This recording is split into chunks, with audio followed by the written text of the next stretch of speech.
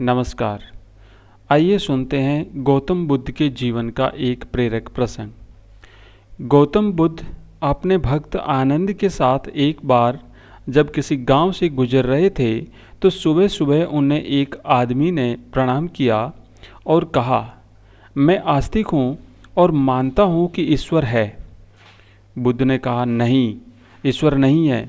समझ में नहीं आता कि तुम आस्तिक क्यों बन गए।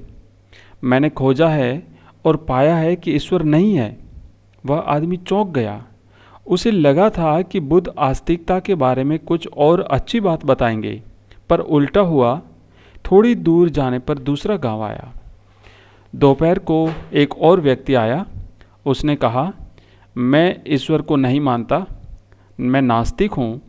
आप इस बारे में कुछ बताइए। उसका प्रश्न सुबह वाले व्यक्ति के प्रश्न से बिल्कुल उल्टा था। बुद्ध ने कहा, व्यर्थ की बात करते हो। ईश्वर है, मैंने पाया है। छोड़ दो नास्तिकता। उनके उत्तरों को सुनकर आनंद परेशान हो गया और ये सोचने लगा कि भगवान बुद्ध ये क्या कह रहे हैं। जब वे अगले गांव पहुंचे तो उन्हें एक और तीसरा व्यक्ति मिला। उसने कहा, मुझे अभी तक यह ज्ञात नहीं हुआ है कि ईश्वर है या नहीं है। आप बताइए कि क्या करूं।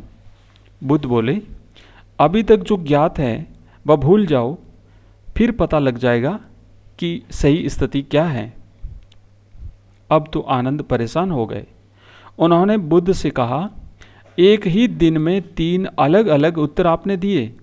बुद्ध मुस्कुराए और कहा, तुम दूसरों के उत्तर सुनकर परेशानी में पड़ गए हो। दूसरों के उत्तर सुन कुछ भी तय मत करो। मैंने 3 अलग अलग काम इसलिए किए कि जो जैसा था उसे वहाँ से हटा दिया।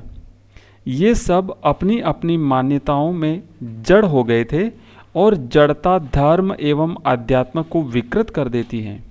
जो भी मान्यता है उसमें पहले जीवन उतारो और फिर देखो, तभी उसका उत्तर मिलेगा।